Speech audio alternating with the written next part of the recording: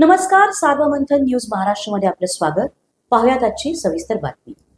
अहिल्यानगर जिल्ह्यातील प्रवरा नदीपात्रात वाळू चोरट्यांनी चांगलाच धुमाकूळ घातला असून याची खबर पोलीस पथकाला लागताच पोलिसांनी वाळू तस्कराच्या मुसक्या आवळल्या असून 2 वाळू तस्करांच्या विरोधात गुन्हा दाखल करण्यात आला असून एक जणाला पोलिसांनी गजाआड केले आहे, तर दुसरा फरार झाला असून पोलीस पथकाने एका डंपर व एक ट्रॅक्टर जप्त केला आहे. याबाबत सविस्तर वृत्त असे की प्रवरा नदीपात्रातील काल संध्याकाळच्या दरम्यान चिंचोली गंगापूर रस्ता लगत असलेल्या नवीन काळे पॉइंट येथे वाळू वाहतुकीसाठी शेतात मुरुम टाकून रस्ता तयार करण्यात आला होता.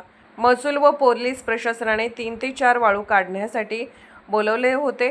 पोलिसांनी या ठिकाणी छापा मारत डंपर व ट्रॅक्टर जप्त केला आहे. यामध्ये दीपक गडाख व सुनील देवरे या दोघांना आरोपी करण्यात आले आहे, तर सदरची फिर्याद पोलीस कर्मचारी देविदास कोकाटे यांनी राहुरी पोलीस ठाण्यात दिली आहे. सदर वाळू ही जेसीबीच्या सहाय्याने काढून डंपर व हायवाद्वारे शिर्डीकडे वाहतूक केली जात असल्याचे बोलले जात आहे.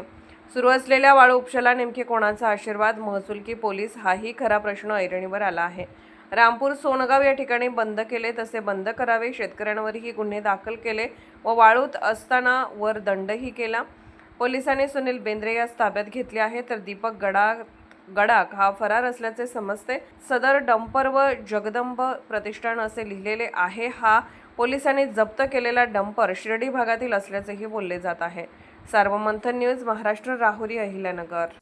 सार्वमंथन न्यूज महाराष्ट्राला लाईक करा, शेअर करा, सबस्क्राईब करा.